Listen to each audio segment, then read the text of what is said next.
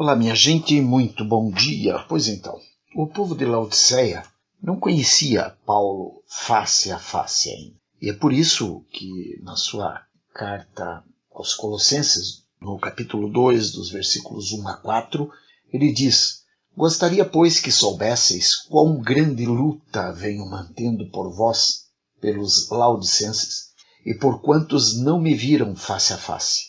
Quer dizer, o povo ali ainda não conhecia ele pessoalmente, não sabia como é que ele era, como que ele reagia, como que ele agia de fato.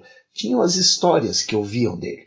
Mas ele continua dizendo, para que o coração deles seja confortado e vinculado juntamente em amor, e eles tenham toda a riqueza da forte convicção do entendimento para compreenderem plenamente o mistério de Deus, Cristo, em quem todos os tesouros da sabedoria e do conhecimento estão ocultos. Assim digo, para que ninguém vos engane com raciocínios falazes. Veja, ele tem uma preocupação, primeiro, em revelar o Cristo, que é o grande mistério de Deus, que é aquele que revela todas as coisas desde o princípio até o presente tempo, se não até o final.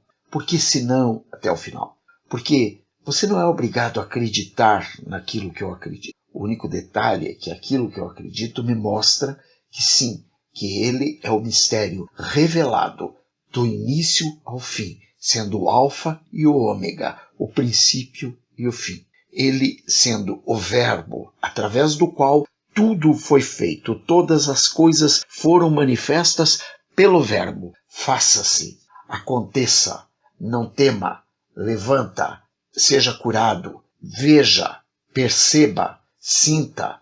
Tudo isso nós vamos ter a convicção do entendimento quando compreendemos plenamente o mistério de Deus, ou seja, o Cristo revelado, porque é nele que estão todos os tesouros da sabedoria e do conhecimento, ou seja, tudo o que o homem pensa saber já está entesourado em Cristo, e tudo o que o homem pensa conhecer já está sabido por Cristo, já está revelado pelo Divino Espírito Santo de Deus, especialmente na figura de Jesus, que é o Cristo de Nazaré. Deus é infinito?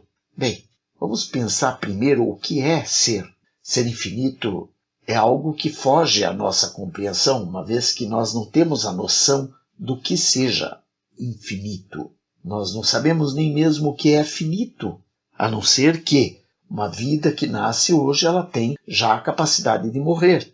Não é somente isso que revela a finitude, mas sim que isso revela também a infinitude de tudo. Ou seja, é ser, estar, no início e no fim, independentemente do que haja no meio. É ser maior que tudo e menor do que o que se fizer necessário que se seja menor. Ou seja, ele é maior do que todas as coisas que você possa imaginar, e ao mesmo tempo tão pequeno, mas tão pequeno, mas tão pequeno, que ele usa o teu coração como morada. Quer dizer, a grandiosidade dele está acima de todo o entendimento, acima de toda a capacidade de entendimento, e ao mesmo tempo menor, o ser menor também, porque ele o é, e não porque nós o façamos assim. Lembrando que Deus pode ser muito maior do que imaginamos, porque nosso ponto de vista é míope, sempre foi e está limitado às nossas limitações naturais, tal como uma criança que enxerga o mundo pela canela de seus pais. Por quê? Porque ele é pequeno, ele vê o mundo até a visão dele alcança o joelho do pai ou da mãe, às vezes a cintura do pai ou da mãe, não enxerga além, não vê além do muro do quintal, não vê além da janela do sótão. Por quê? Porque ele não tem altura ainda para observar pela janela. Ele não tem altura ainda para poder entender que ao subir em ombros de gigantes, ele poderá ver um mundo ilimitado, muito maior, muito mais maravilhoso do que ele imagina que seja. E ainda diz a palavra lá em João 1,18 que ninguém jamais viu a Deus. O Deus unigênito que está no seio do Pai é quem o revelou. Ou seja, Jesus, o Cristo de Nazaré, que foi quem revelou a nós quem é Deus. Mas ninguém jamais viu a Deus, a não ser aquele que está assentado à direita do Pai.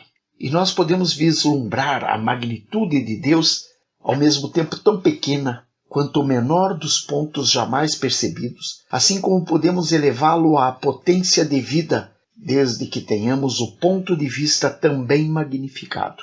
E sem esse ponto de vista, naturalmente estaremos sempre voltados à nossa insignificância e, portanto, muito distantes de poder até mesmo fazer uma imagem daquilo que ninguém viu em toda a história universal.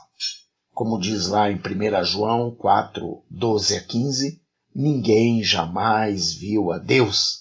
Se amarmos uns aos outros, Deus permanece em nós e o seu amor é em nós aperfeiçoado. E nisto conhecemos que permanecemos nele e ele em nós, em que nos deu do seu Espírito. E nós temos visto e testemunhamos que o Pai enviou o seu Filho como Salvador do mundo. E aquele que confessar que Jesus é o Filho de Deus, Deus permanece nele e ele em Deus. Aqui nós vemos a magnitude disso porque nós percebemos que, através do amor, que é algo relativamente pequeno se compararmos à distância entre o Sol e a Terra, entre a Terra e Marte, o lugar em que vivemos e um outro lugar muito distante, nós vamos ver que o amor é algo muito próximo, porque ele está ali do teu lado. Você ama tua mãe, você ama teu pai, você ama teu irmão, você ama tua namorada, você ama teu marido, você ama tua esposa. Enfim, nós nos amamos de uma forma errada, mas esse amor que às vezes nos parece tão pequeno, é ele que nos liga, é ele que nos une, de forma que Deus permanece em nós. E esse amor é, dentro de nós, por nós, conosco, aperfeiçoado, a fim de que nós conheçamos cada vez mais Deus e dessa forma nós possamos permanecer nele e ele dessa forma permanecer em nós. Veja, é magnífico, é muito grande, porém ele ainda nos lembra que tenhamos muito cuidado e que ninguém nos venha a enredar com sua filosofia e vãs sutilezas, conforme a tradição de homens, conforme os rudimentos do mundo e não segundo Cristo. Porquanto, em Cristo habita corporalmente toda a plenitude da divindade. E também em Cristo nós estaremos aperfeiçoados, porque Ele é o cabeça de todo o principado e de toda a potestade. Colossenses 2, de 8 a 10.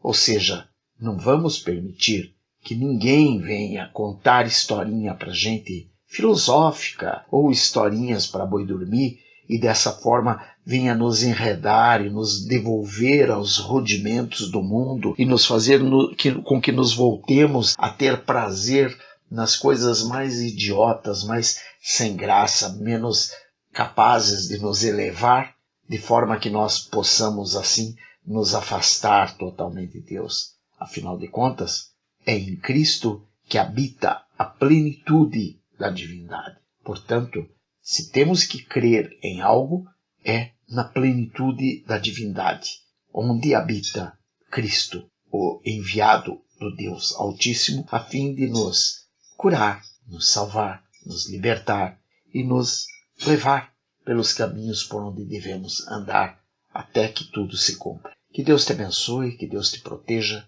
que Deus te guarde, que Deus te liberte, que Deus te restaure, em nome de Jesus. Beijos, bye, fui.